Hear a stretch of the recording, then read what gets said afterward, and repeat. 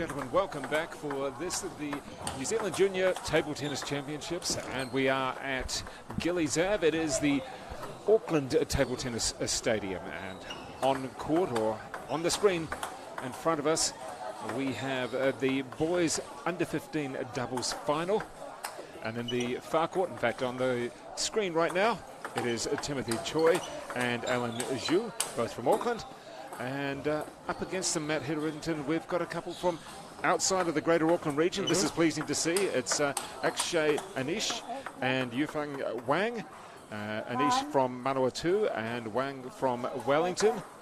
And they're in the nearest to the camera. Wang there, you can see his name over his back.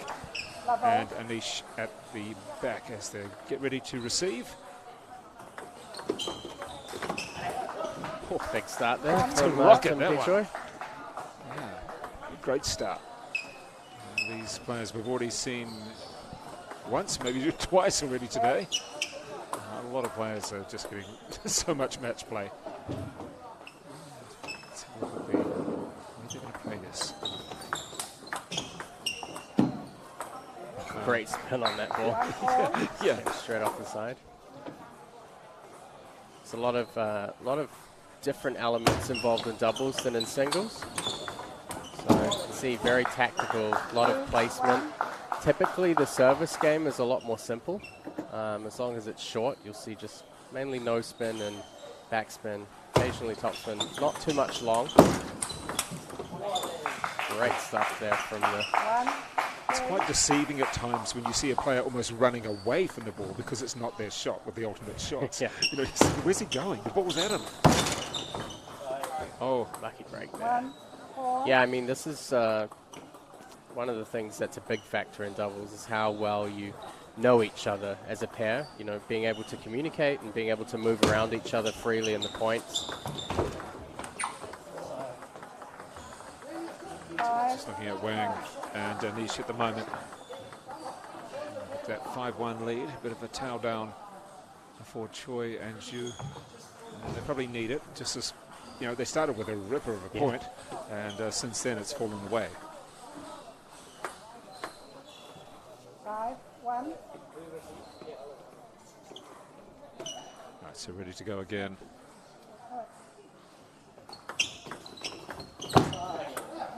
Good half long ball there from Chu. Hold on, that's wrong server. Yes, it's point. So you can probably hear just a discussion about who was That's okay. It's the wrong server. wrong You server. started. No. Right, 5-2. Right, roll squared away. Back to business. 3-5. When you're playing doubles, particularly as a junior, do you just, I wouldn't say lose it, but you're so into it that you actually do forget who's serving and where to? Find out very often? Generally not. No? Just leave that for the officials. Yeah, sometimes there can be some mix-ups every now and then, but they usually get resolved pretty quickly. 4.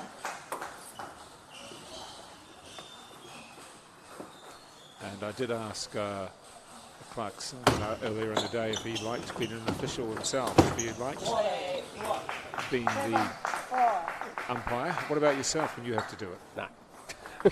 There's another. His answer was just about as quick as yours. Yeah, I mean, they deserve a lot of respect because it's one thing that a lot of people don't want to do, but 4-8. we need him. Well, in some sports, it's the loser of the match has to umpire or referee the next match. That was a great incentive in tennis for me to win because I couldn't stand doing it either. Yeah, they have done that sometimes in table tennis. So. 5-8. They're just coming away with it now with Wang and Anish, albeit that they dropped that one, but just 3 points. Playing it smart. Sort of doubles. Yeah, lots of tight play, so they're really trying to keep things in close to the net. So a lot of short balls. You could see there was trying to place a short ball then, try and get the players coming in because they were relatively a little way back. Yeah, it's definitely a strategy for both sides here.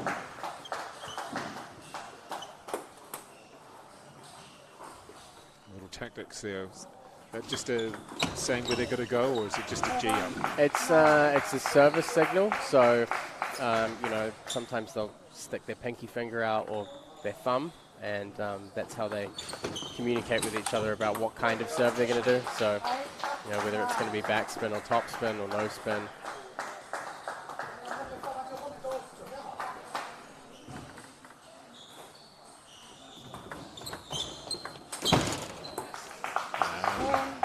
Goes for the shot. The shot was on.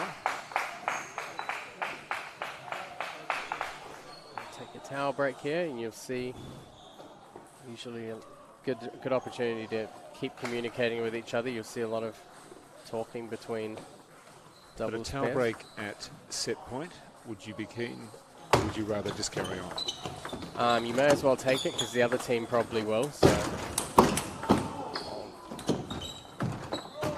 Oh, tremendous rally. Stayed in it. A little bit unlucky there, but they did get a couple of net balls at the beginning of the game, so fortune always finds a way of balancing itself out. Well, there's a lot of movement from both pairs. There we go, 11-9 is the first game of this final, the under-15 boys doubles final. And it is Akshay Anish and Yufeng Wang from Manawatu and Wellington up against Timothy Choi and Alan Zhu. So let's have a look there, 11-9. A great replay there. You can see, really have to pay attention to where both players are on the other side. You can see in that one they managed to get Choi off the corner there, but you can see Zhu was behind him. So if you can get both players into the corner, it opens up a lot of space. And you can see there with who's the coach here of these two players from Central New Matthew Zealand? Ball from the Manawatu region. He's been doing a lot of coaching for Manawatu for a long time and for New Zealand now as well.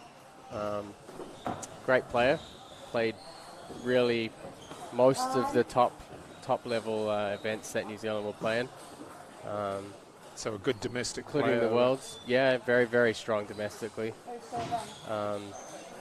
Yeah, I was in the same team with him in Kuala Lumpur. We played the World Champs together, so grew up playing with him. It's always, for me, great to see players that I grew up with staying in the game to try and give something back, help these next generation. And what about yourself? I mean, you've come back to New Zealand after several years away. Are you staying? No. That was No.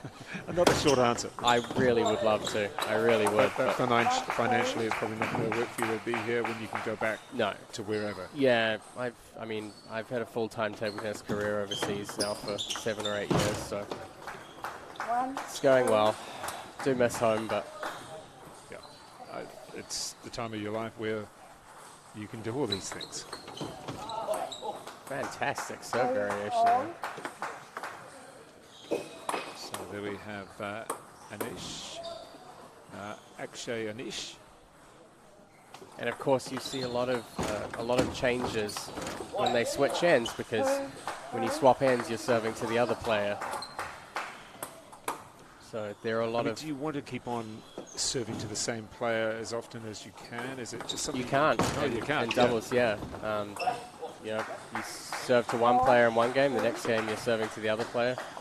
So you can sometimes you may feel have. you've got that dominance over one player. You want to. Yeah, but sometimes you can have a situation where maybe you win the first game really easily, and then you change the service rotation, and the next game you lose. And so a lot of the time when you're thinking about serve in the beginning, you have to think all the way ahead to the 5th game if it happens, to make sure that you put yourself in the most favorable position.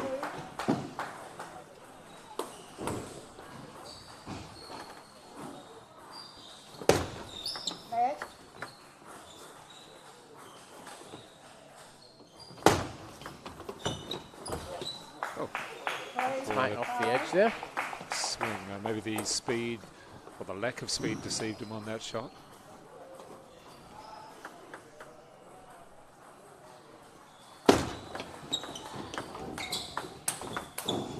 Great placement there. Managed to get both players a little bit off to the right-hand side and then back down the middle. This is Wang with the serve now. Second serve. Nice work. Choi. Definitely see Choi and Ju more forehand dominant. Always looking for that step around to open up the rally.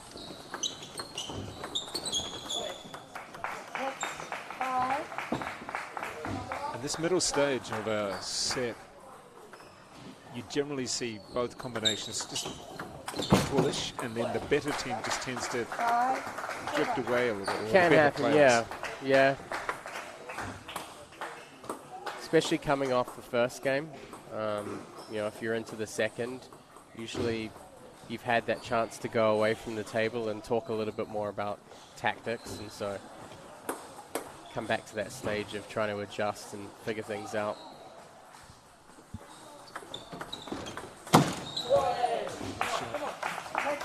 Playing some great power forehands. There's just enough height on that ball to actually come through it and head over it, wasn't there?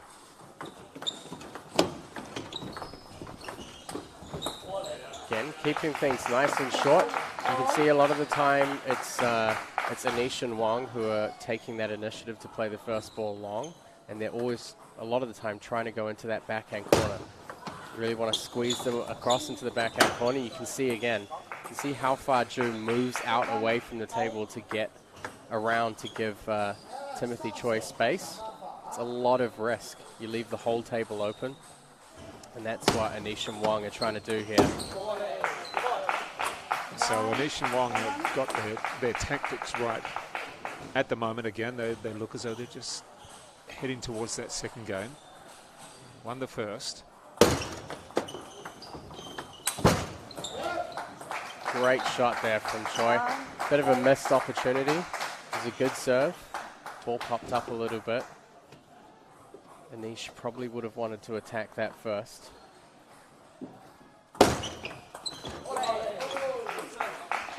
Bold move. Advantage. Half-long serve. Quick towel down. Meanwhile, the other two players are still talking.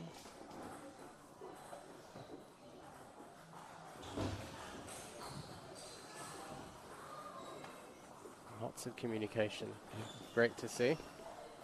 It's just sort of subtle there. I think they know what they're doing, or know what they're aiming to do. And there we go, 11-8. Puts it long. So 2 games to love. The first one 11-9, the second 11-8. So the players from Manawatu and Wellington, that is Anish and Wang, take the second game and are up by 2 games to love. Definitely some advice coming in here from Matt Ball. I know he's coached junior players to win national titles before, so. What sort of advice, if you were him right now, what would you be saying? I think their tactics are working really well. So keeping the ball short, making sure that they're the first players to take that initiative, to push the ball out long. Doing a great job of keeping Choi and Ju in the backhand corner where they both want to play forehand. And, you know, sometimes shifting it out to the wide forehand when they're kind of tending towards that backhand corner. So I think tactically don't change anything, though. Don't change what you're doing, or add something? I think they're doing fine. I wouldn't change anything. I mean, it's working for them right now. I think the main thing you would point out is really be aware of changes coming from the other side. So if things change from the other side, then you have to be much more aware of, you know, what they're doing and what you need to change to adapt. That's Matt Hetherington with the expert comments there.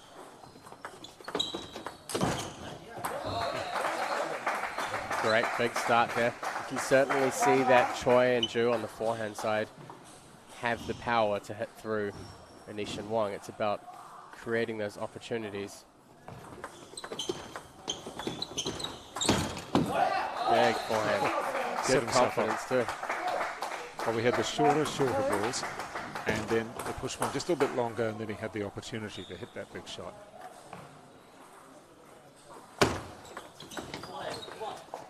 I think from Choi and Ju, I'd like to see them try and take the initiative a little bit more. they tend to keep the short balls short. I haven't really seen them making the first move in these short exchanges. See, this time Choi plays long. I think this is a better strategy. They need to be the movers, not the reactors.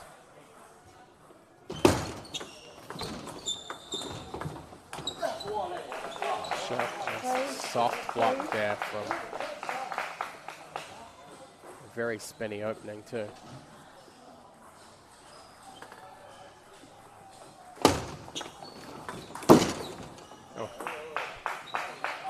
This is a very typical setup strategy. It's called a third ball attack. So usually the serve, the receive comes back, and then the next ball you really try and find your forehand. So there's definitely some thought going into the tactics, but execution needs a little bit more consistency, I think. So is that something as a coach, the third ball tactic, that you'd be keen on actually telling any juniors? Or would you say stay in the rally a little bit longer and set yourself up more? I think once they get to this age, especially in the boys, it's more common. In singles, for sure. Doubles, it's a little riskier, because generally the table coverage is a bit better. I think there's a lot more kind of short control in the doubles matches. Great angle from Wong. That angle is fantastic. Leant forward and almost pushed it in that direction, and it worked.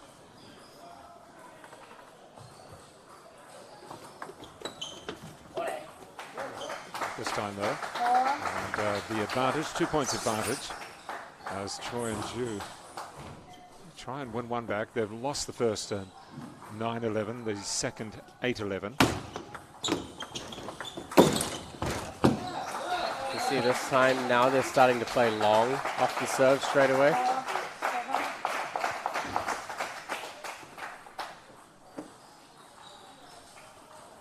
So it's Wong with the serve. And a long way back to try and hit that shot as well. So they certainly forced him back.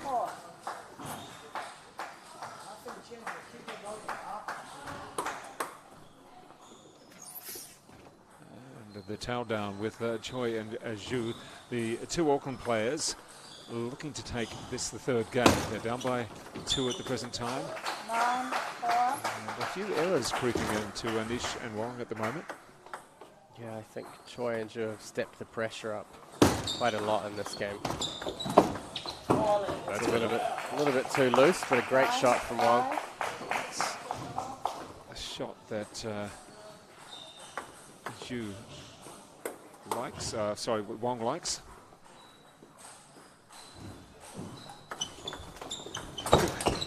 Sorry, Matt, we're getting there in the end. Oh, great rally. Anish and Wong, I feel in these big counter exchanges, tend to stay a little bit closer. You see Choi really backed off the table and close to the barrier there. A few more flowing shots coming out. It's almost like, well, we're going to set ourselves up, and if we're going to drop this, we're going to go for it in the meantime. Yep, make them earn it.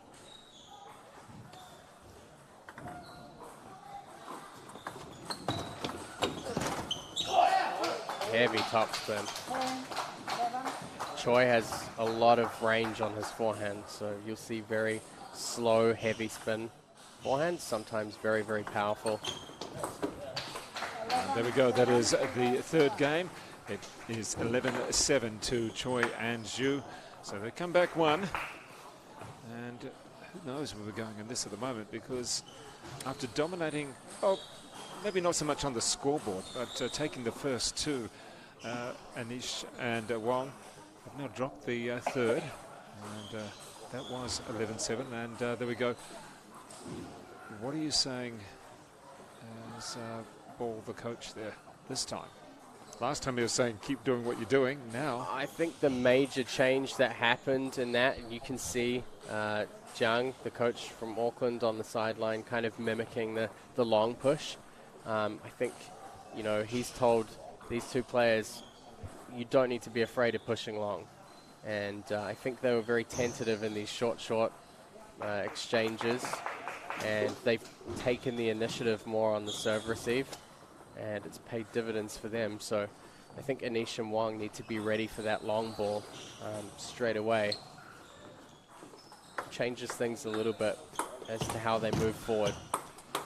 So about to serve now with Wang, with his partner Anish, and from Manawatu and Wellington.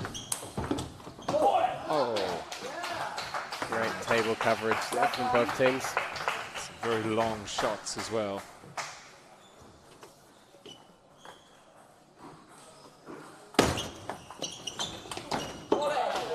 Brilliant shot down the line. So that shot down the line is the harder one to hit? Or it's not used as often, is it? From the step around forehand, most players would be a little more comfortable going down the line, but it's really fine margins. And we can see Choi and Ju being more aggressive, but they're really making sure they land those shots now. Not seeing as many attacking errors from them. 1-3.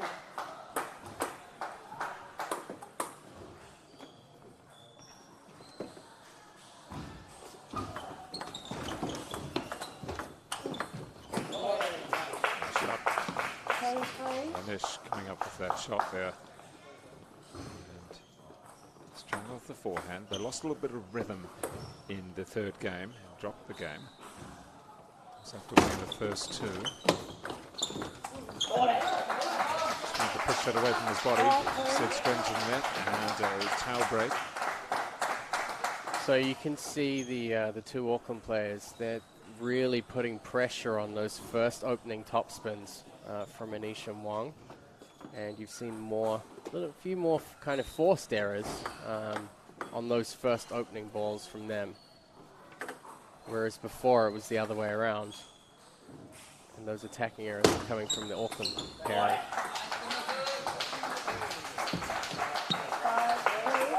And facial expression is a little bit disappointed in himself.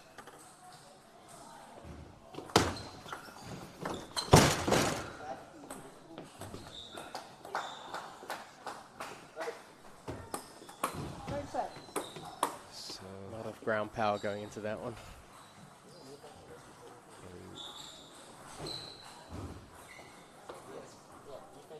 I was just thinking what we were waiting there for. It seemed to be that the boys needed a bit of figuring out who's serving and receiving again.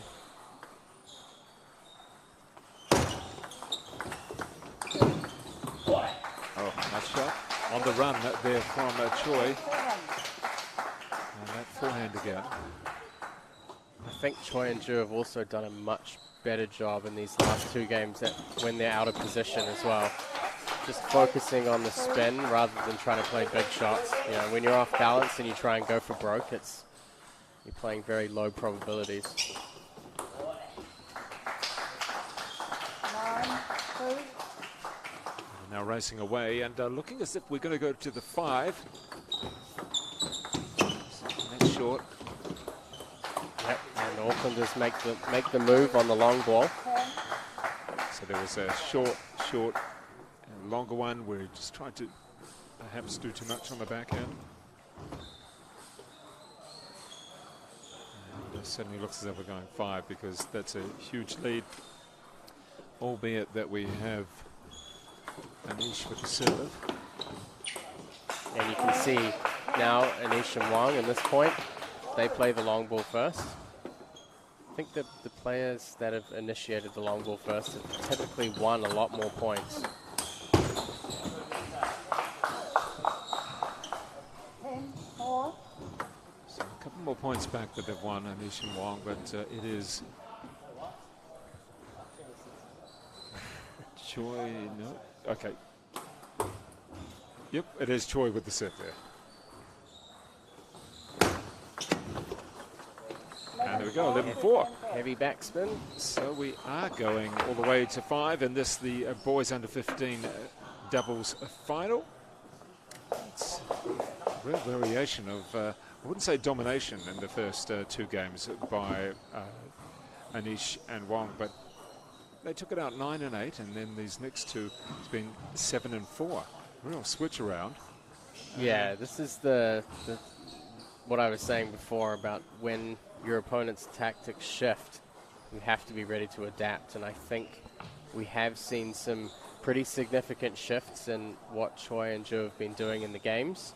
And so far, it's really given them a much bigger advantage than they might have had before. So certainly, Anish and Wong have been pressured a lot more. You know, the first topspin ball, a few more unforced and forced errors throughout these last two games. So it's going to be an interesting fifth game here. And well, Timothy Choi will be back again as well for the boys' final later on. Exactly, yep. I just can't recall if he actually won the mixed or if he's through to the mixed final, because he may be trying for all three. The hat trick. Yeah. I'm sure there's been plenty of players that have done all three in their junior titles. But it's a good start for a junior career. Yeah. Good start here. See Zhu bringing some good positive energy to this pairing.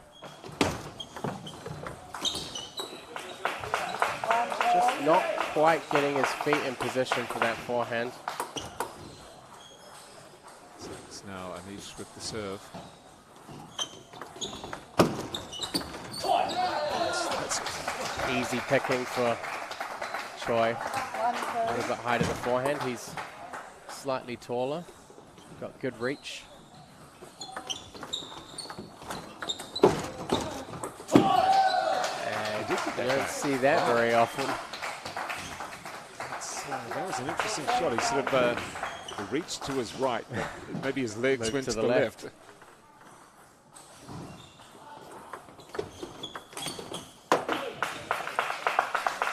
little bit too much risk on that one.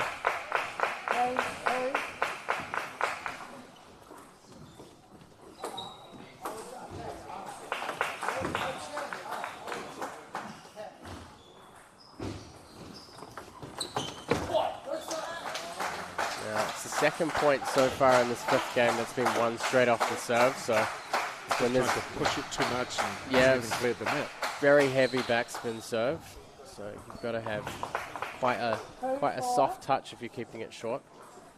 And I can't recall, but I think we haven't had a timeout. Have we had a timeout that you can remember? No. Yes. So now would be a good opportunity, or in the next couple of points, to use that timeout if you've got it. Possible.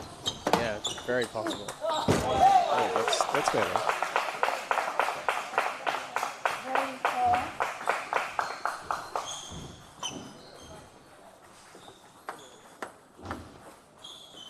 So Choi getting ready to receive the serve from Wong. And again, you could see the placement was good enough that Zhu had to move all the way across the table. And, you know, if you don't get your legs in position, you don't get that power from under the ball. So great job by Anish and Wong there to keep Zhu out of position. Swap ends with the Aucklanders holding a 1-point lead here. I'm picking.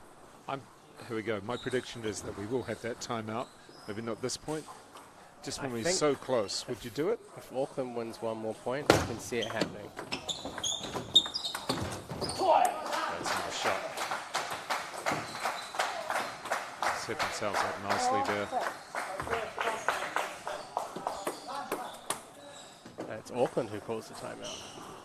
There we go. Okay. We got it right. Wow. Right, I got the timing right. I thought I thought Matt Paul was going to call it. It's actually a good timeout for both sides, really. Yeah, if I was Manawatu/Wellington, I'd be pretty happy with this the timing of this timeout, because I'd be calling one myself about now. Well, 2 points behind if you're Anish and Wong, and 2 ahead. We're not, you know, it's no one's got it just yet. Not yet. It's winnable for either side. Yeah, you get to situations like this, and 1 point here or there can make a lot of difference. And you'd have to say, cut out any errors. No errors, guys. Yeah, I mean, I would say that at the beginning. Yeah, you said the whole way, but now even more so. Yeah. If you give away an unforced error, then you are really Yeah, potentially giving away the match. at this point, this yeah, stage. yeah. Risk management now is important. But at the same time, you know, when you get to these crucial points, you also have to make sure that your players are willing to take those chances as well. And that was probably one. That was from the serve, pushing it off the table.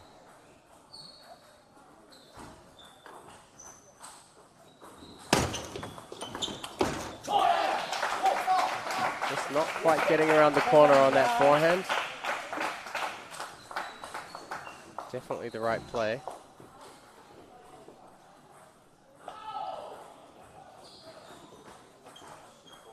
And also, as a combination, would you be saying much to your partner? Or, I mean, you know what's going on, but would you actually say much? Sometimes. I think this stage is really about making sure that you really have confidence to just reminding yourselves what the tactics are. And this time the Anish and Wang's corner is going to use their timeout now. This is almost getting like the basketball timeouts, although there are multiple. But Yeah, I promise this will be the last one. yeah, exactly. Otherwise, that last few points takes a long time. Now, I'm not sure, is he smiling or is he... He's not really smiling, is he? He's always smiling. Oh, no, we did get the smile there. Always. That's Yes, good. he's in a table tennis stadium, so he's always happy to be here.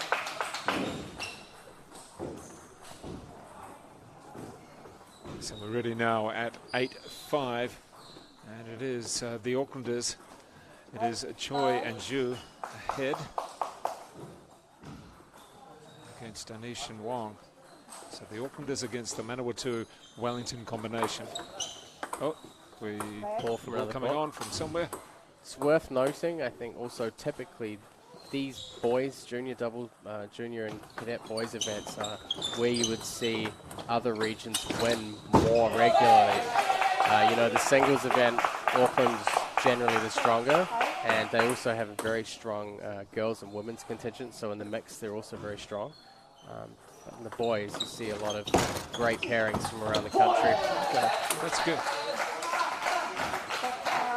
I mean, it also helps with the inspiration of, you know, Aucklanders are going to win all the time, but if people from outside of Auckland are Yeah. competitive, then that really keeps people going. 7. I just cut the corner. I played with an Aucklander. Yeah, exactly. But that must have been the thing for you from Bay of Plenty, always seeing all these Aucklanders. Yeah, absolutely. You know, All the way through the age groups and beyond. Super spin from Anish. positioning there. See, Choi moved across quite a way and then had to come back again. This is where spin becomes really important, because when you're nervous, it's so hard to control. Well, here we go. Match point coming from 2 sets down. Can they wrap it up? The two Aucklanders, 10-8 up. Quick towel down.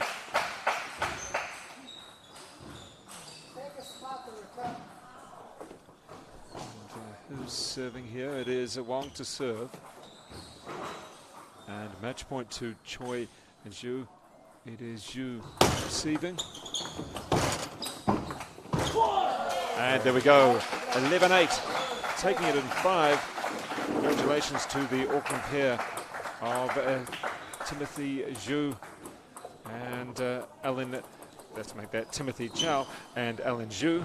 And they defeated Akshay Anish and Yufeng Wang. And in 5 games, coming from 2 games to love down.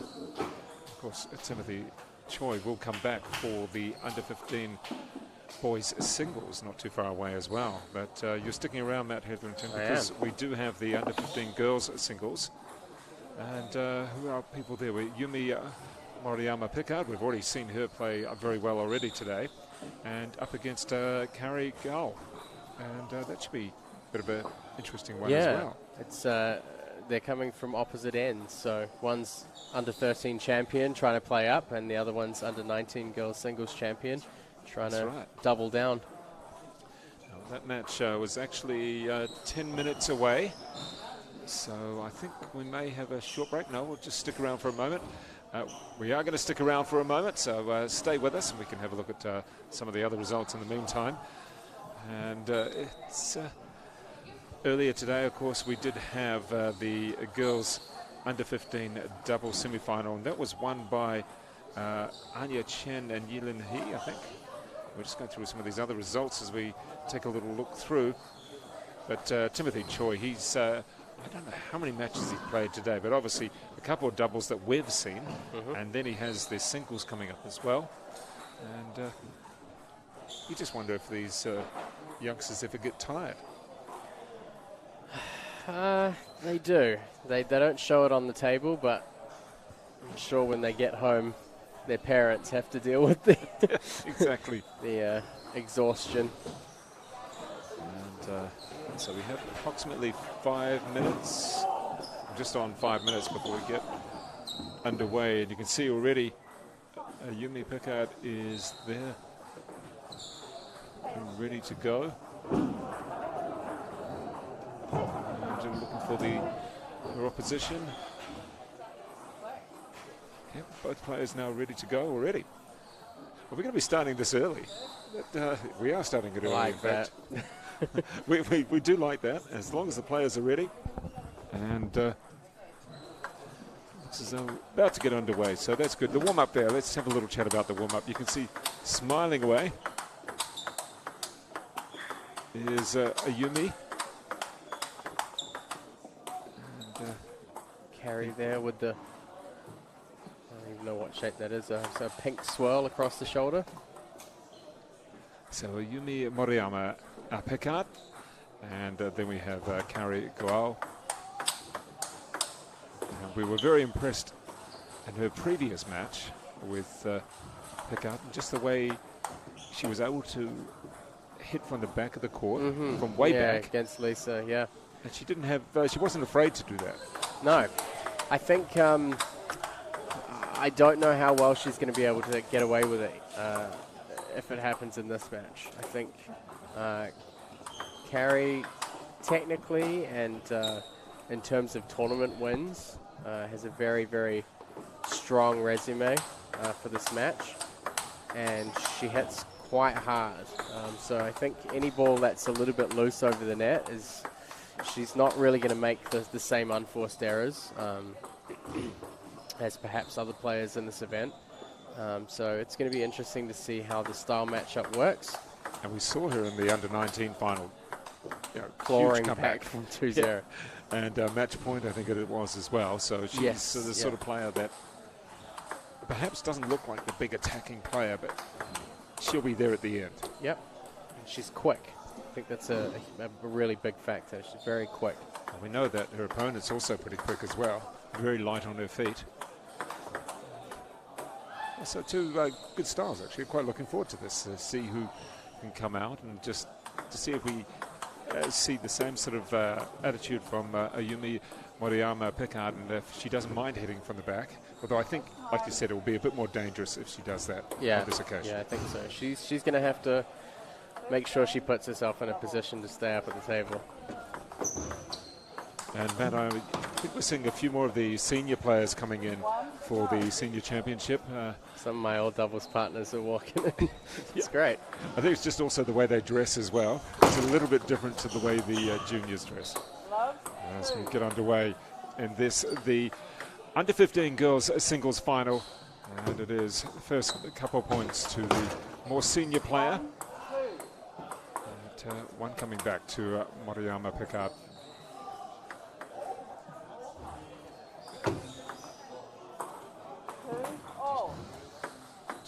Change your serve.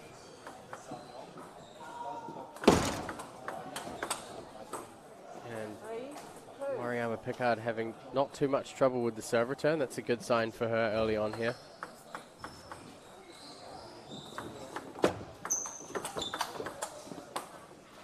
interesting service action for Goal with the elbow, the way she has her elbow almost pointing quite a way out the back. It's a little bit different to a lot of the other players. Yeah, with these hook serves, you really come around the side of the ball a little bit more.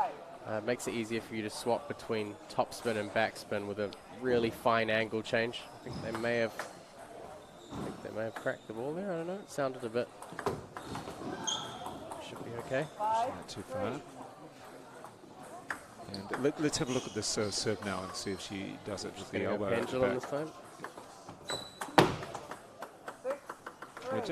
It's certainly not something that we're seeing from Moriyama. Got a little bit caught out from the extra topspin there. Heavy topspin, yeah. So what sort of service action would you call Moriyama Picard? Is it a regular service action? Is there any particular? This one here is a hook serve. Yeah. It's a little bit more backspinny, but the general motions are more of a hooking motion. And we'll see the same. This also a hook serve.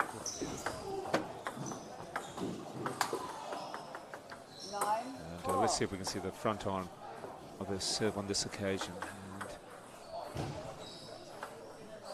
Yeah, so this, you'll see, yeah, that's a perfect example of the hook serve. Usually this is one of the serves where you'll keep using the same grip, so you won't switch to the service grip. This is more of a plain backspin.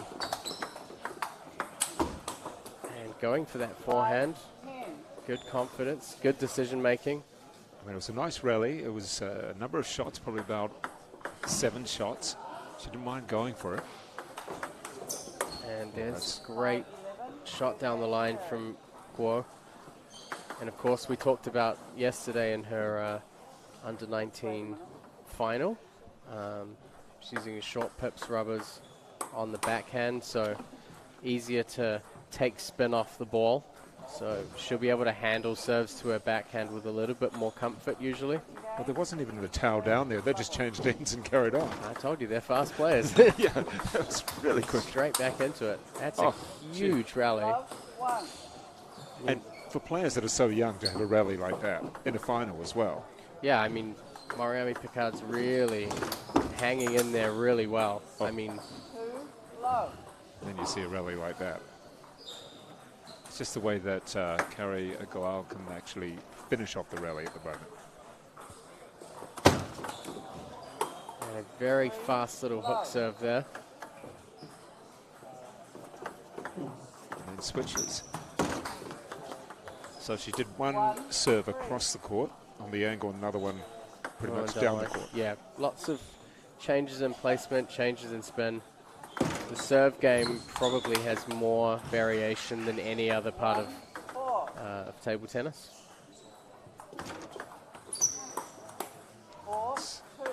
Better there for Moriyama Picard. She'll be pleased to get that error coming back her way, because this particular game she's probably felt she's struggled a little bit more.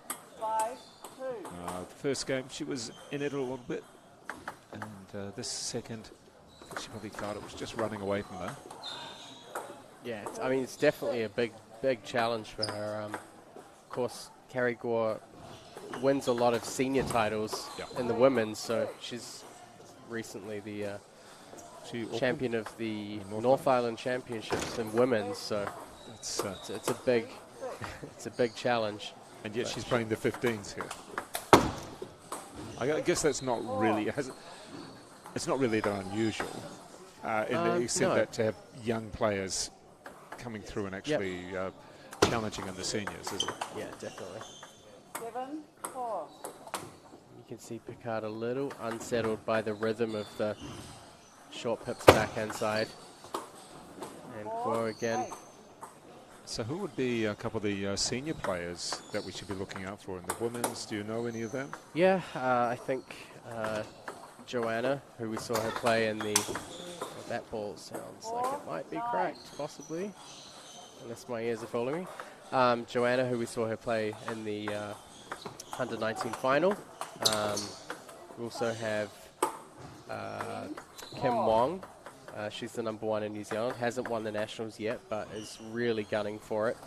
And she won the Auckland Open pretty recently. Just drops that point. Still got set point. Yeah, and then Sophie Shu, she's living in the US now. She was national team in New Zealand for many years. Quite a while. Yeah.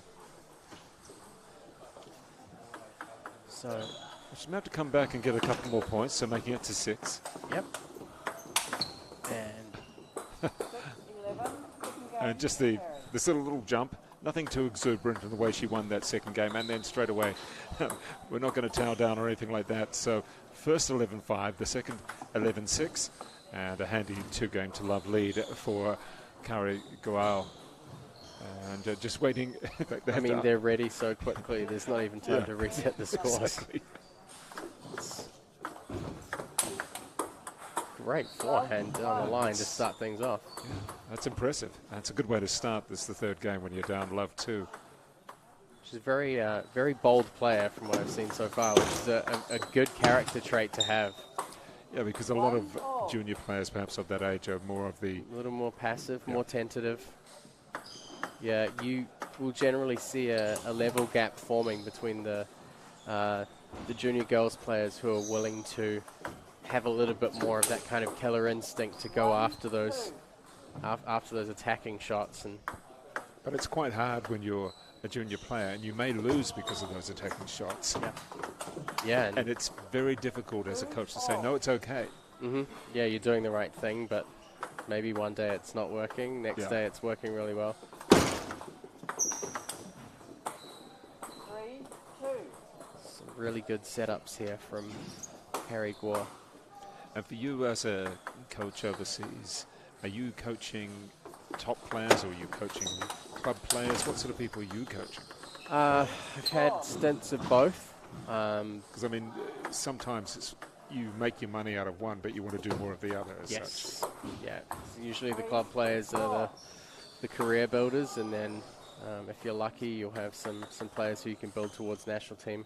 I had a few New Zealand players out in the US to kind of give them the experience of being in a different country and playing some different tournaments. So yeah, it's been really good. And it just misses that one. Otherwise, the rally down the middle, and you can see a little bit of frustration there. Just walking away and shoulders down. Meanwhile, Kari Goal 4, 6. coming our way on that ball. And Kari's just walking around. 6-4 up. Yeah, I think the big difference here is obviously the service level of Kari Goa is a little bit higher. She's very formidable in the rallies. So for Mariami Picard to win these rallies, it's challenging. She's going to have to play five or six really good quality shots. Oh, it's a great shot up the middle of the table. And up to 6, so only one down. And of course she lost the first by 5 and the second 6. So she's in it here.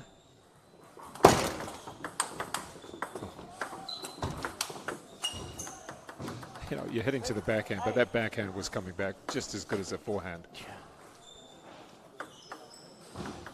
Yeah, I think Guo's really setting the pace here. And 8-6. She gets ready to try and wrap up this under 15 girls singles title. She's already won the 19s. If there was a 17s, they should probably try for that too. That one just clipped the edge there. Well, she's improving each set with the points, one by one. 9, 8. And we'll make that a couple of points this time. See about this serve.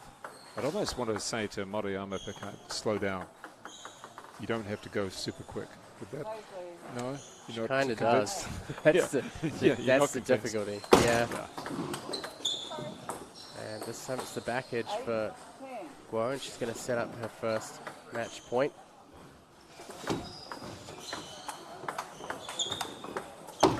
And cuts the angle. Great job. So it is 3, and that is 11-8. Well, she improved on each occasion with 11-5, 11-6, 11-8 as Kari Goal takes the title. This is the under 15 girls singles title over Ayumi Moriyama Pickard. The two Auckland players up against each other, and she certainly does have a good collection of titles now, the under 19 singles and also the under 15 singles, and a good player there. We're going to see a lot more of her also, no doubt, in the seniors in a few days' time. Whereas Ayumi Moriyama Pickard, well, we've seen a few of matches from her anyway over the last couple of days, and I think she's really done a great job, and we've really liked her style of play. Yeah, definitely. Great. And Matt Hetherington, we're going to let you go. Parting ways. Hopefully the next time that you see me, I'll be on the live stream. If I'm on the commentary, you'll know that I've been knocked out. Are you expecting the big doubles come back, aren't you? I really am. I'm hoping so. Well, you've hooked yourself a good partner by the sounds of things. So always. That was smart thinking. Hey, when you put out a good bait, you can hook the big fish, right? All right, I think we're going to take a short break before we come back, and we'll have that under 15 boys singles title, Jeffrey Goal against Timothy Choi, and I'll be joined by Ray Sheath in that one. So I'll let you go. Thank you very much there, Matt Hetherington.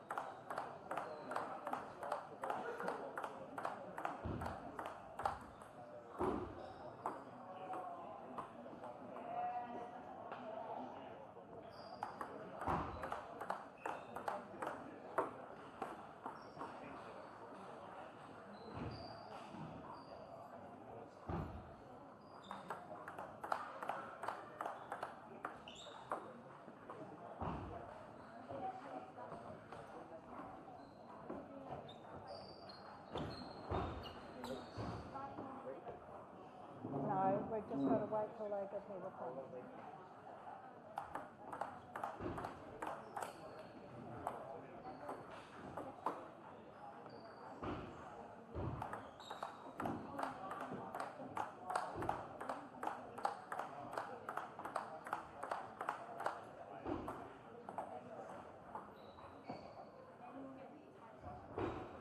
Another minute. Another minute.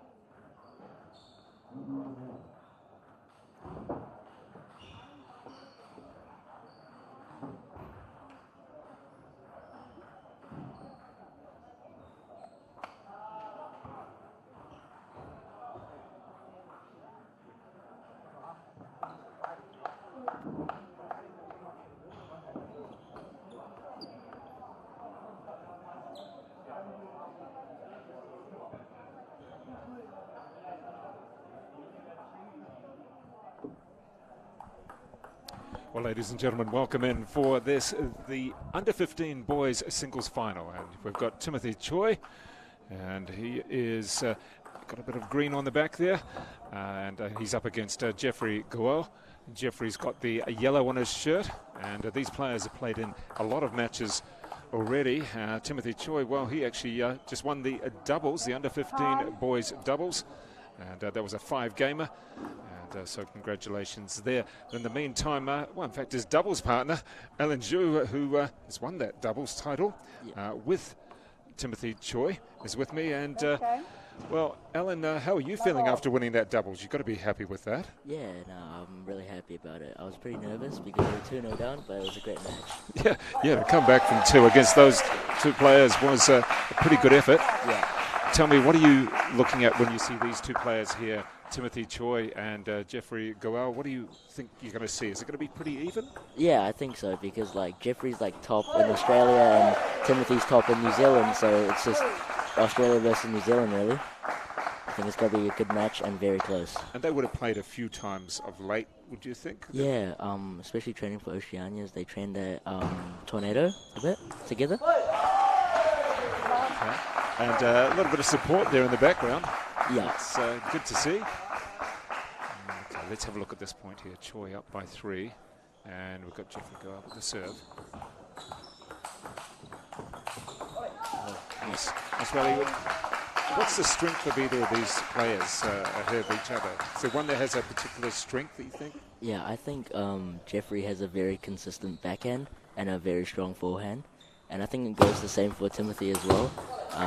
Timothy's got a very strong forehand and a very consistent backhand. And both of them have very good power in their backhands too. Well, we're going to keep you on if you don't mind for the first set. Yeah, no, That'll don't worry. be great. That's great to have you.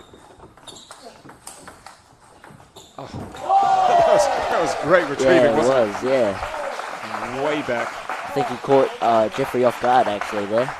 I don't think he expected it to come Yeah, back at all. Yeah. Now tell me, are you one of these players who likes to pour a little bit of water to the side? I see a couple of players doing that. Yeah, no, it's just to help with the slippery floor. Especially with these wooden floors, you can really easily slip on the floor. Okay. So it just gives you more grip. Oh, what a great rally. That was a great rally indeed. And Timothy Choi fired up after that. A couple of great rallies he's won. So in this, the under-15 boys singles final. Somebody won the doubles just a little while ago with my co-commentator, my expert at the moment, Alan Zhu. I think he went for the little subtle drop, didn't he? I think he changed the rhythm a bit. Instead of Timothy always flicking, he just made Timothy chop the ball. So let's have a look at this serve. What sort of style would you call that serve? I would say it's like side spin, like with a bit of backspin on it as well. It's a very high ball toss, isn't it? Yeah. Because when the ball comes down, it's a bit faster. Just a little bit too much. I think both these players, after those really big rallies, probably just need to slow themselves down a little bit, don't they? Yeah. I think you just need to chill out a bit.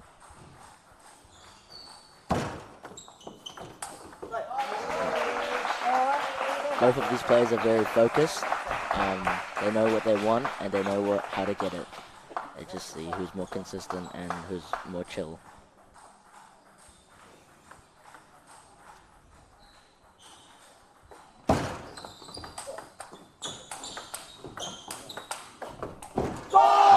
Attacking on that backhand over to go forward, getting it on the rise. Yeah.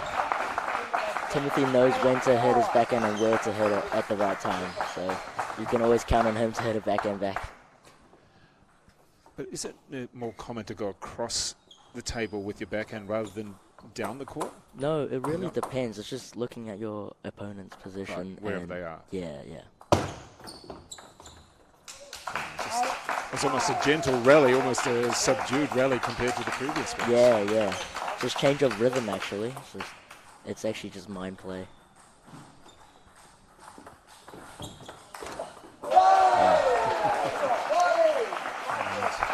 Fired up there.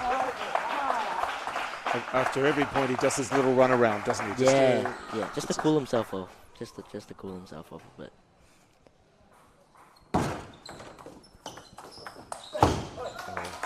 Yeah, good placement from Jeffrey. Very spinny backhand to Timothy's forehand, putting him under pressure, forcing him back to the table.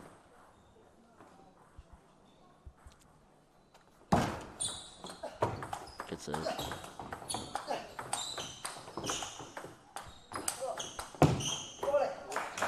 Nice. And, Jeffrey there is consistently kept on hammering to the backhand, didn't he? Yeah, he just kept putting Timothy under pressure, which was ultimately led to Jeffrey winning the point.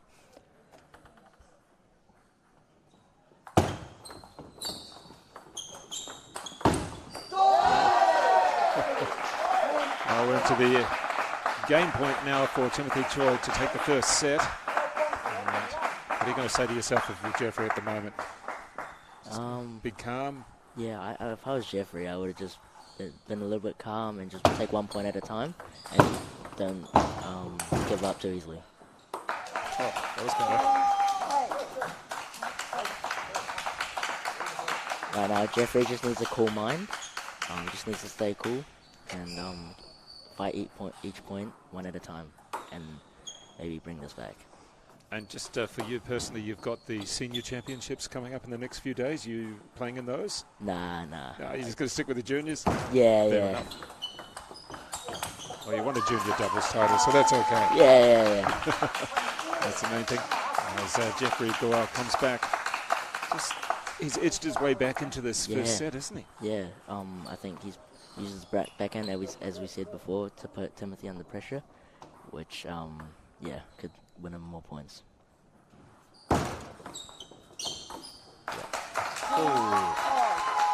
And the head drops down a little bit as we get to 10 all. Yeah, it's when you're 10 something up and someone catches back to you, you always feel the pressure and the nervousness. Just try to just get it over, done with.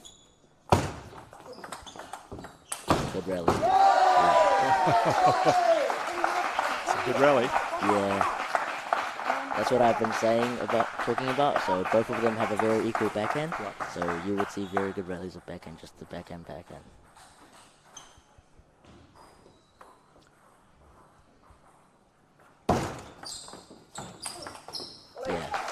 Back again.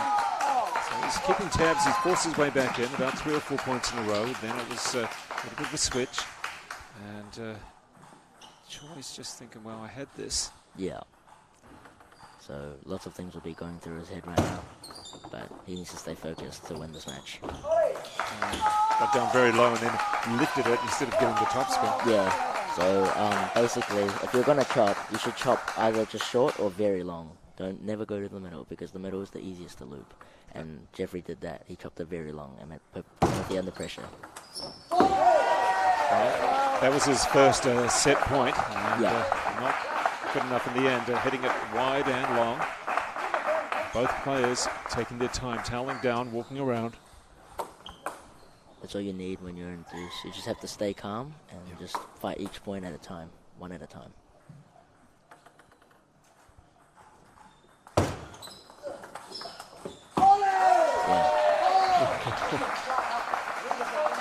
And it's really been anybody's set. Yeah. You know, it just keeps on switching. There's no one sort of, at this time when you're tentative and it's like, oh, getting a little bit nervous. Yeah, like all the nerves are running. You can see some hand shaking from Timothy there. Well, just everything's going crazy and inside the head. And there it is. The first game goes to Timothy Choi and wins that 14-12. And I'd just like to say thank you very much for my fill-in. Very able fill-in, very good player too, because you won the doubles, Alan Zhu, and thank you very much for that. Do appreciate it. Thank you for having me. Yeah, no, thank you very much. Very good talker there. We'll do a little bit of a swap, and we'll just take off those headphones, and we're going to swap them over for someone a little bit more experienced. I'm sure you know him. Ray Sheath is there. He's going to step on in. And I'll have to ask Ray about his experience, about whether he ever won a under-15 doubles, boys doubles title. No. No, the short answer? Okay. Well, coming in there, Ray, good to have. Very well-spoken character. and Alan Ajou. Yeah, he's a great kid.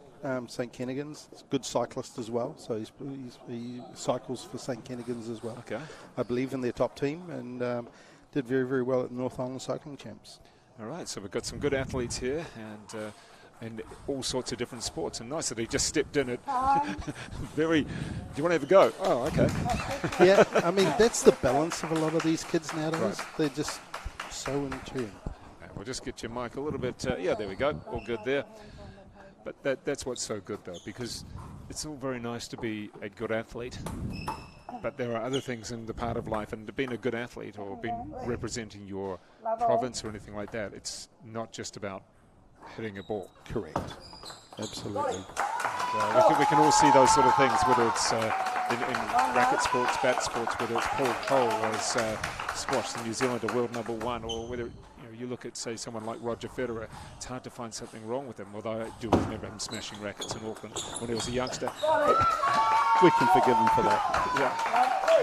So you'll see that once again Tim's trying to dominate with his backhand flick on the serves like he did with August in the semi-final earlier today. That's a flip on Jeffrey. Now, I noticed Jeff came back really strongly in that first set.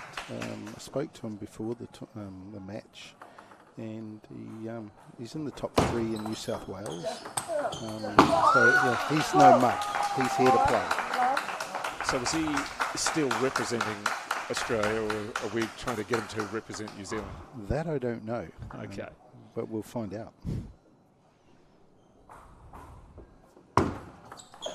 Big side spin serve there. You see Tim again wants to try to go around the forehand and open up on the backhand side with the forehand.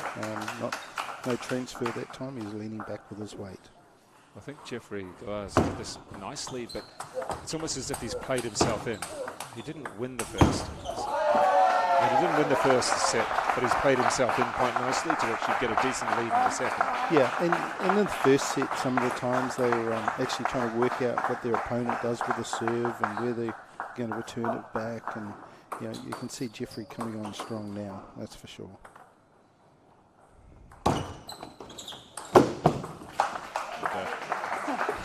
But that is his shot. He sets himself up for that shot, albeit that it was a bit of a hook. Yep. Clipping the net.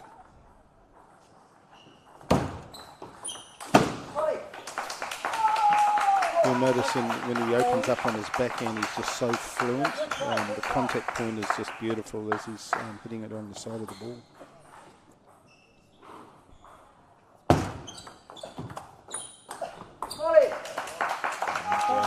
So Tim there opened up with that backhand flick, but just didn't put away the forehand winner. So Jeffrey running away a little bit with this, the second game. Yeah, I think the crowd wants the match to continue. I mean, it's like a great tennis match. It's the excitement. Seen a few senior players coming in as well, and I'm sure they're enjoying this. Scattered around the venue, getting ready for the next few days. Yeah, they'll be getting used to the lights because it's a totally different stadium. It's high quality. So when you talk about the stadium lights, are they at the full wattage or whatever they're meant to be? Yeah, there's a certain amount of lux that they have to be, and yeah, these are definitely there. So nice little comeback. He's cancelled that lead down from 5 to just a couple. There's Timothy Choi, remembering that he did win the doubles, the under-15 boys doubles with Alan Zhu.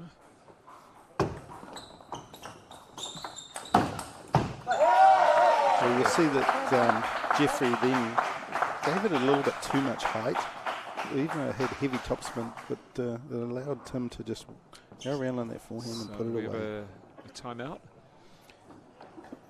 And the respective coaches having a bit of a chat. I think it might have been Jeffrey's coach, Daniel, who called the timeout there. Yeah, I wasn't too sure just who actually called it. But players talked to, and as you can see, after the first game going the way of Timothy Choi, and that was actually 14-12. Yeah, it was a great close game.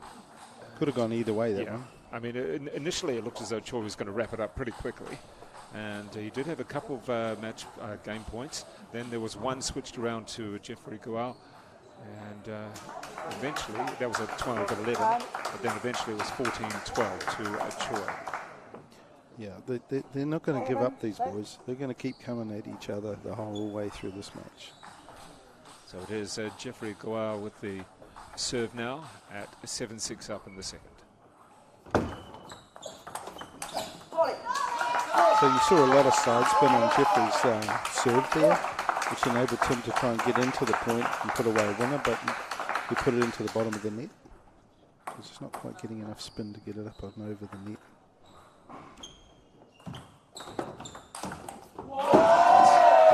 It's a flat shot. Yeah, it's a strength of Tim's. He's so quick to come forward and slap those away for a winner. It's a really, really tough technical shot.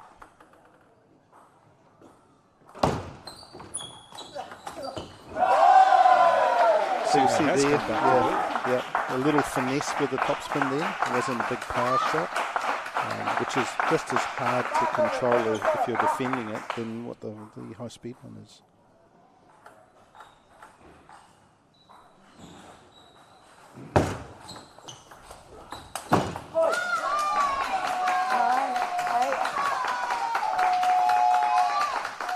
Jeffrey leaps ahead by 9-8 on that one. It is Jeffrey Giles with the 1 point advantage, but a nice little comeback from Timothy Choi in this second game. There's that backhand loop that I was talking about from Jeff, really strong. And that forehand perhaps left a little late. He had to try and hook it around a little bit too much. And it is a set point, but Timothy Choi with the serve.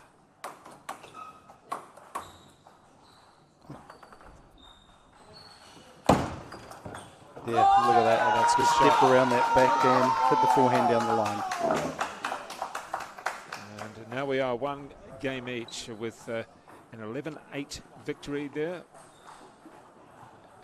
And one game each. Remembering the first game was won 14-12 by Choi. And now we have Jeffrey Guar taking the second. What would you say to Timothy Choi now after losing that one? Look, I wouldn't be changing his tactics at all. We worked together a little bit in Australia at the Oceania Champs, and he's a very astute player. He's very well put together. He has a good balance of the all-round game, so it doesn't matter what sort of thing he's doing. Yeah, he is one of the best in New Zealand. And he's obviously looking to add a third national title to his bow, and now he's got 7 doubles titles as a junior. Oh, wow. So yeah, he's not here to play. He's here to win, that's for sure. But a great kid, very, very respectful. And talking about winners, looking at the seniors coming up, we spoke with Matt Hedvington about the potential winners in the women's division. What about in the men's? Who do you see as potential winners? I think it'll come down to Dean Shu and probably Alfred De La Pena. They're a couple of the young boys that I took overseas. And Dean beat the world number 48 while he was in Australia, so he's got some form. So you'll see on that return there, Jeffrey just chopped it or pushed it very, very heavy, and that put Tim off of the stride.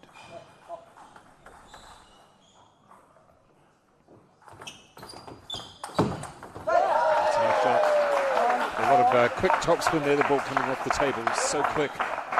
Yeah, once again, Jeffrey tried to push it heavy, but this time Tim got it right. The timing was perfect.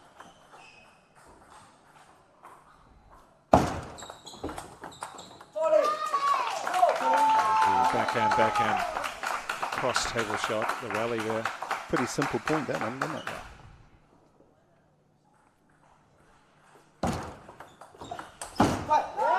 So you'll notice there that Tim was very dominant with his backhand. He already had the grip ready for a backhand, and Jeff played to it and he took the point. So good anticipation. He reads the game very, very well.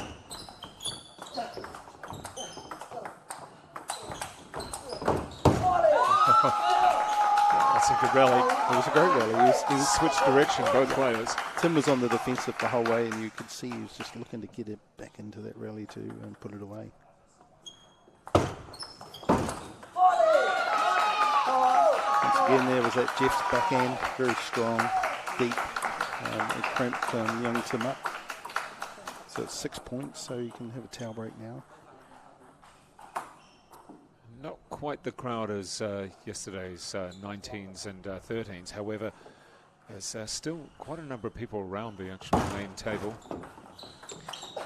Yeah, for sure. I mean, they've come in specially for this match, so I think it's not a bad sized crowd.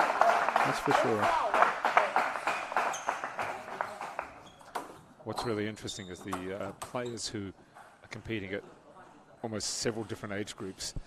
You had Yumi Moriyama Picard. She lost in the under 15 girls final to Karigao. However, she did win the 13s. I think I saw her play about 4 games today. Yeah, the depth coming through with these juniors is fantastic. There's a lot of good development going on throughout the country. That goes from the top of the North Island right down to Invercargill. Does Table Tennis New Zealand have the just lucky net cord there? And does Table Tennis New Zealand have the finances to actually send these people overseas? That's the tough one. I mean, for any sport to actually, it's great to have good domestic players, but it's a small pond, isn't it? Exactly. And to the Oceania Champs, to give you an example, it was player funded. Right. So they funded themselves. And there was enough players who were keen enough, and their families, to actually get them. Yeah, we took away 20 players. And one of them's based in Melbourne now. That's Jai Yizu. And she medalled in every event. Okay. Well, hopefully she's going to stay as a New Zealander. Absolutely.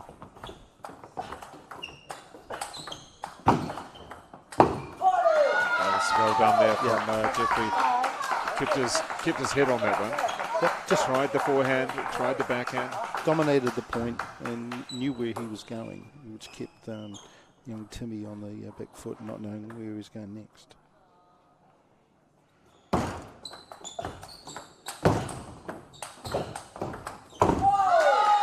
again, listen to the rally. Yeah. I mean, Jeff's defending a lot, but he's winning a lot of points as well.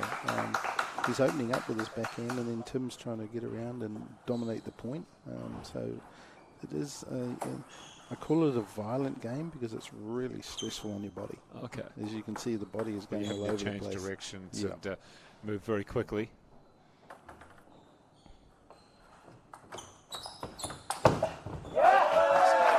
So once again, Jeff tried to really heavy push it, but Tim just walked around onto his forehand and whipped it down the forehand side for a winner.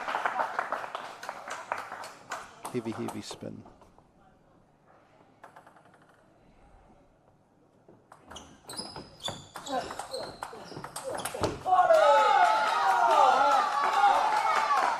Fist pump, a bit of a yell. So Jeffrey Goal goes up 8-6.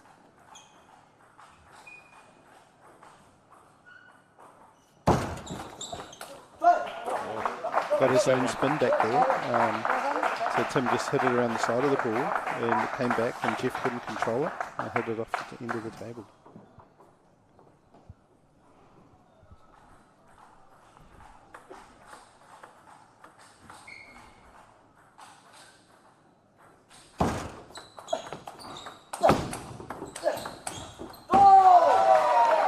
You can see the difference with Tim when he gets that backhand flick in, that he then comes in and really tries to dominate.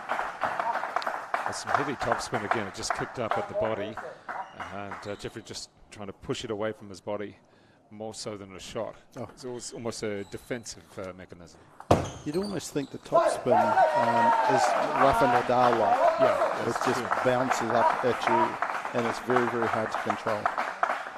Well, you have to adjust your own shot to actually cater for where you think the ball is, and then actually where the ball ends up. Yeah, and this is rubber versus strings of a tennis racket, so it's even harder.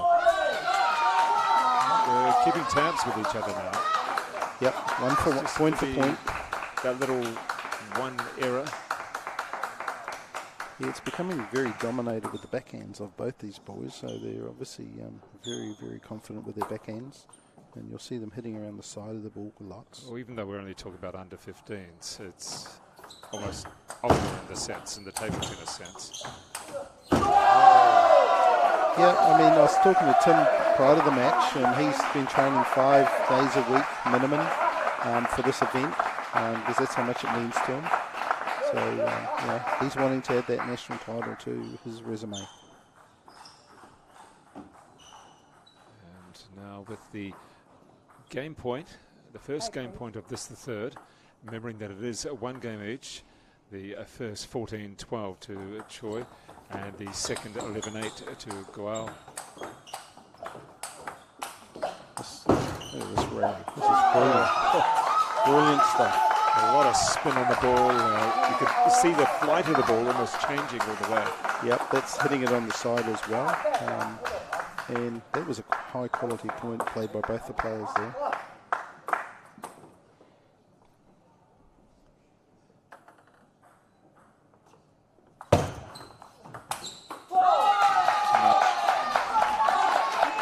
Yesterday I was checking with Clark Son as to how high he'd seen a points go. 26, 24 or anything like that. And what about yourself? You've seen...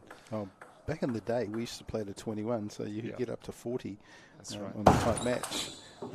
But nowadays, we play to 11 or win by 2. But the game has definitely changed from back when I was a junior, because the ball size is different. It's half the points. It's faster. And the encouraging thing is that you can see the explosive nature of the sport now compared to 20 years ago. That's probably the same in a few other sports as well, as we have 2 games to 1. That third game 12-10 to Jeffrey Goal.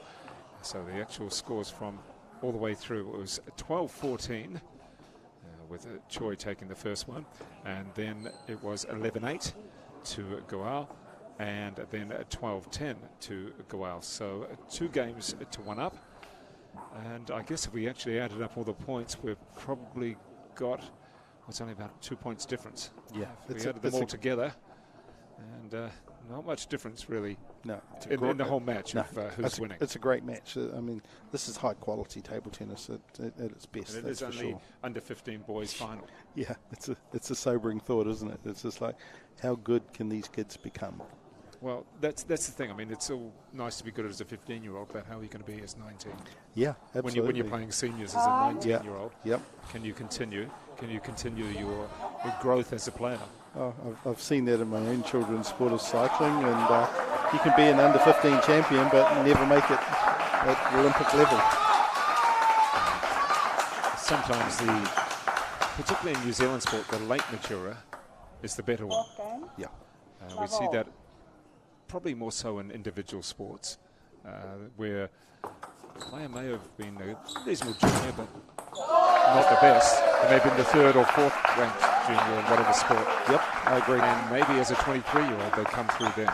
Yeah, because their bodies haven't been hammered, and they don't get there just because they've practiced more than anyone else. It's then maybe they just understand themselves more than anything else. Life happens too. It's, they go to university and they get jobs, and it's a constant threat to any sport. Is life. So we've got 1-1 here in the 4th.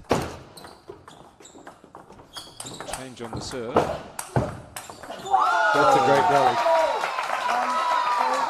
So Choi changed his serve a little bit, made it a little bit shorter and hit it more down the table. Yep. Jeffrey's very, very good at defence.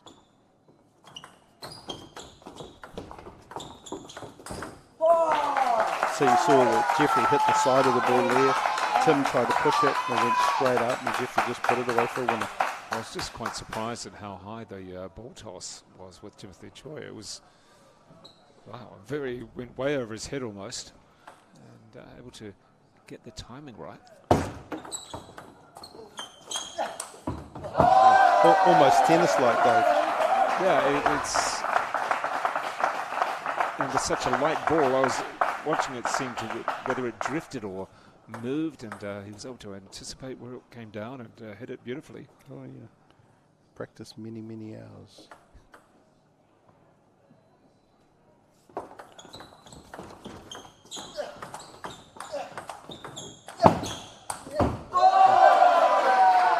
So you'll notice too that the toss-up of the ball, it's supposed to be vertical, like straight up. And sometimes the umpires will pick up on the fact that the ball's been thrown backwards or sideways, because that can also help impart spin. And if it's not in the palm of the hand, it's on the fingers, they can actually spin the ball up as well.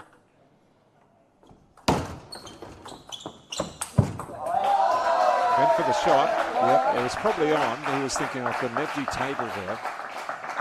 And just that little bit too much. And also his body weight seemed to drag across as he went for the shot. Went to the left a little bit. There you go. This So that was just a simple backhand down the forehand side. He didn't do too much on it. He didn't have to. Took it at the top of the bounce, and Tim wasn't ready. You can see where he had recovered to, which was back out to the backhand side, expecting to hit a forehand. And Jeffrey put it down the forehand side.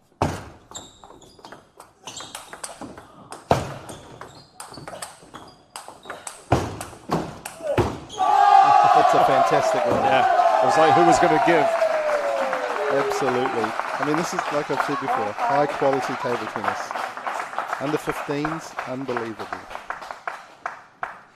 Just wondering how that didn't come off in his favour. Well, it clipped the net, and that's why. Oh, we all do that. Bottom of the net sometimes. Picked up a table tennis racket for the first time today. Yeah, I did see you having a hit. It wasn't fun. First time in 30 years. There's always room for improvement.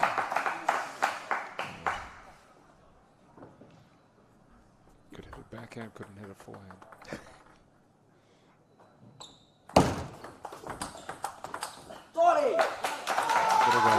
Backhand there from both players. Yep. Just keeping the nerve.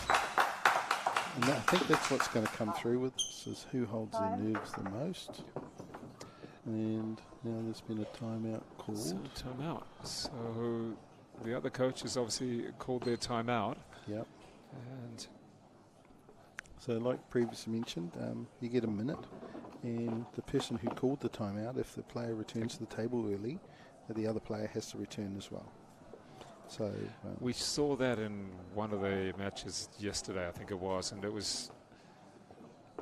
I wondered whether it was maybe it was one with Max Henderson where he did something. It was a quick turnaround, and it was almost a tactic more than an actual timeout. yeah, Max trains down at our stadium at Waikato. Right. Even though he represents Is it University? Yes, he's at Waikato? University of Waikato.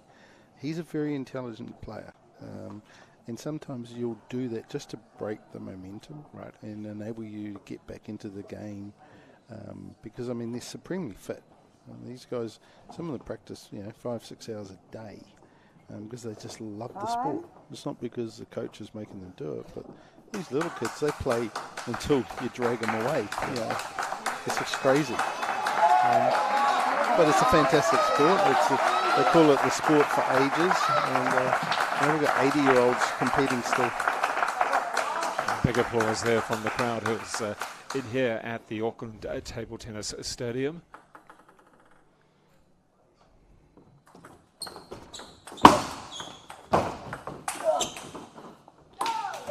Set himself up. Yep.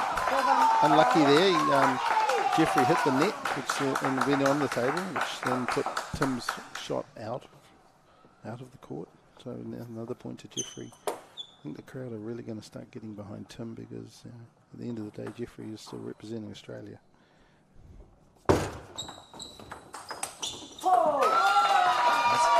Back on the backhand. Yeah, I was watching him practice that before. He's using a chopper, so a chopper can just keep putting it back.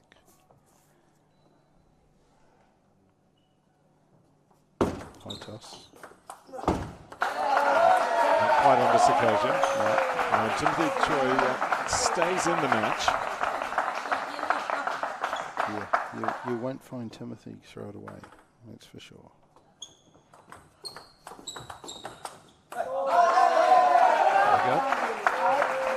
things change and how they change very quickly as well.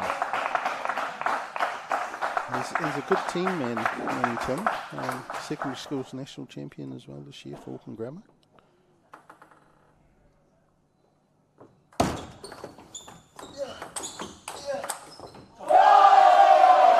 Comes back from 6-8 down to 8-all. Yep. And you could see that his weight was on the back of his feet there, Dave. And all he did was just lift it up, more spin to enable himself to get back in that point.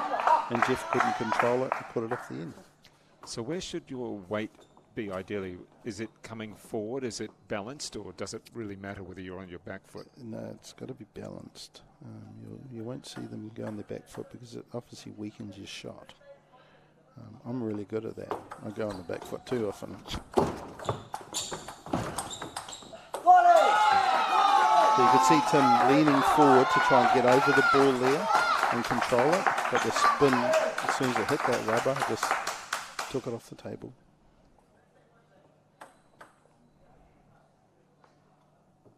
That serve.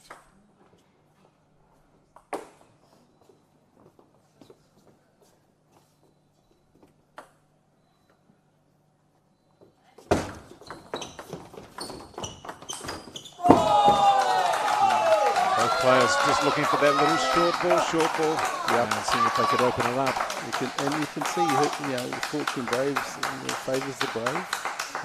Jeffrey got in and attacked it. And Jeffrey Goal, he's now in the great position of a match point after winning the second and third game. Can he take the fourth and take the title, the under-15 boys singles final? And he has. And there we go. He has actually won that 11-8 in the fourth.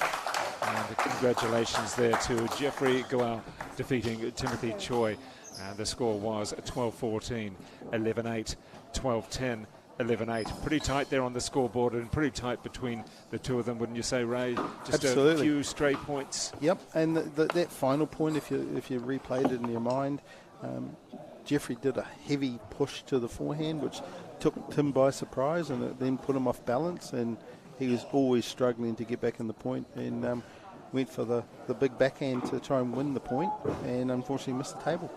I don't think Timothy Choi could be too upset. I mean, obviously he wanted to win, but I don't think he can really be too frustrated with himself. Put in a good performance against a good player.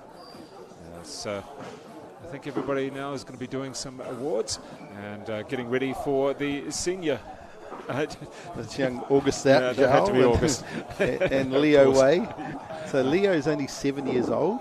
Oh he's phenomenal. He's already ranked in about the top 200 in New Zealand already. He's an incredible player. All right, so I think we're going to break now, or maybe we might even film a couple of awards. And we'll just stick around for a couple of minutes there, Ray, in the meantime. And you're looking forward to the senior championships getting underway tomorrow. Teams are first. Teams are first, and yep. then individuals. Yep, so I'm playing in the Waikato team with 3 other teammates. It'll be a big week. So I'm basically playing Wednesday, Thursday, Friday, Saturday, Sunday. Oh, wow, that's great. And you're playing singles and doubles? Correct, and mixed. Oh, and mixed as well? Yeah, I've got a mixed doubles partner. Who's that? Her name's Barb Shep. She's former New Zealand under 15, 17 and 19 number 1. Okay. She's just come back into the sport, which is fantastic. So you've inspired her to come back? I don't know about that. All right, well, we're going to finish up there for the junior championships, and there will be coverage of the senior championships. I think my good friend Glenn Lamba will be back as the commentator for that over the weekend. But in the meantime, congratulations to all the winners, all the competitors in the New Zealand Junior Table Tennis Championships, and thank you very much to Ray Sheath, my co-commentator, and all the co-commentators so far today as well. We're going to wrap it up there, and I hope you can join us for the rest of the week and some very good table tennis coverage. All right.